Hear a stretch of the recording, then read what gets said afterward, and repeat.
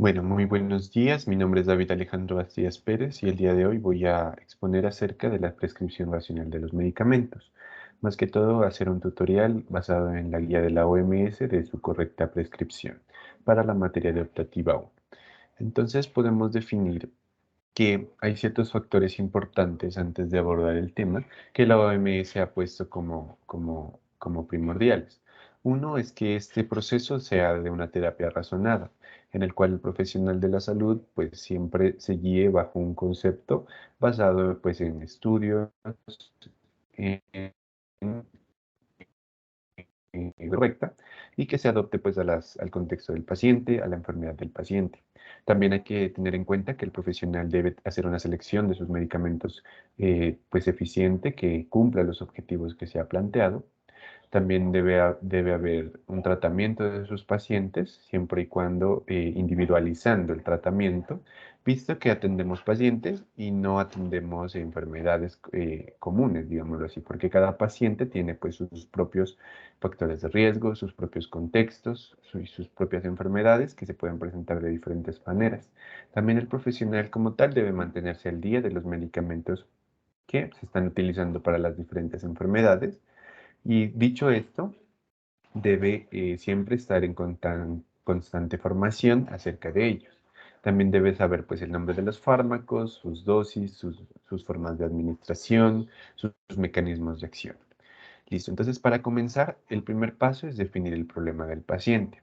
Si, como bien lo mencionaba, cada paciente es individual, ¿cierto? Su tratamiento, visto que se le debe hacer un interrogatorio, pues una anamnesis correcta, en la cual pues se desglose todo, ¿no? Sus factores de riesgo, sus enfermedades previas, digamos, cómo ha sido el curso de la enfermedad, cómo ha sido o cómo apareció, cómo ha evolucionado, todo eso es importante aclararlo, visto que es importante conocer la fisiopatología pues, de la enfermedad y cuáles son los factores pues, que la desencadenan, que también pues, adicional a ello, pues, digamos, se puede estudiar para mitigarlos y que esto sea benéfico para el paciente.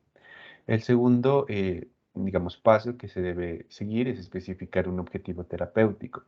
Ya haciendo una correcta anamnesis, entonces decimos que el paciente tiene que tener ciertos objetivos, los cuales se deben cumplir, que el profesional le debe pactar más bien, para que así estos sean prácticos. Eso quiere decir que no se, digamos, busquen metas inalcanzables, sino más bien que se trace como una línea en el cual el tratamiento va a seguir que así va a ser efectivo, porque si, como les digo, si el objetivo es muy alto o si el objetivo es absurdo, entonces no vamos a hacer nada y lo que podemos hacer es causarle un mal más un bien al paciente.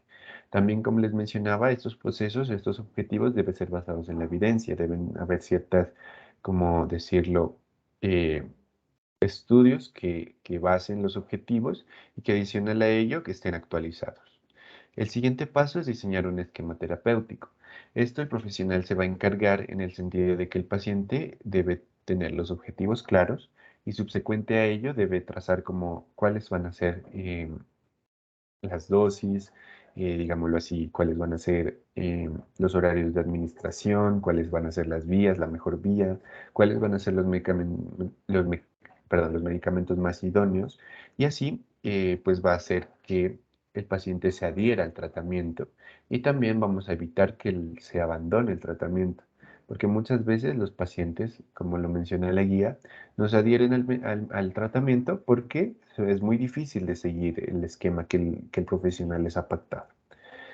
El siguiente paso, pues, va a ser iniciar el tratamiento como tal. Como bien les mencionaba, pues el paciente, esto ya depende de él o de ella, en la cual pues debe seguir la dosis, los horarios y también adicional a ello, un buen profesional no solo va a recetar fármacos, sino que va a hacer que eh, si por ejemplo el paciente tiene malos hábitos, le va a recomendar que cambie esos hábitos para que el tratamiento sea de integralidad y sea interdisciplinario, no solo de tomar pues pastillas o así, digámoslo así.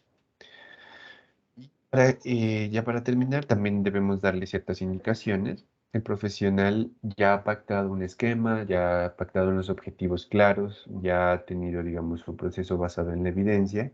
Entonces, también debe advertirle al paciente que hay ciertas indicaciones, que de cuáles son las vías de administración correctas, cuáles son, digámoslo así, los efectos adversos que se puede presentar. Y adicional a ello, ya va evaluado una integralidad del paciente, debemos definir cuál, digámoslo así, va a ser, digamos, alguna alergia que tenga el paciente, de pronto si no es tolerable el medicamento, si el tratamiento no se ha desarrollado o no ha evolucionado de una buena forma.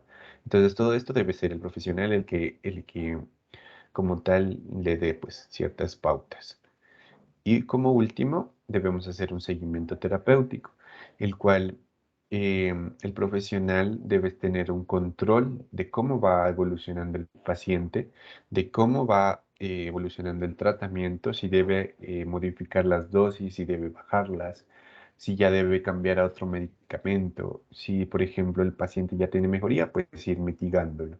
Si no ha mejorado el paciente, mm, digamos, reevaluar los objetivos y reevaluar el esquema y de esa manera que se pueda mantener en el tiempo, que el paciente se adhiera y que en el siguiente control, pues el paciente presente una mejora, que es lo que se busca de un buen profesional y de una buena prescripción según la OMS.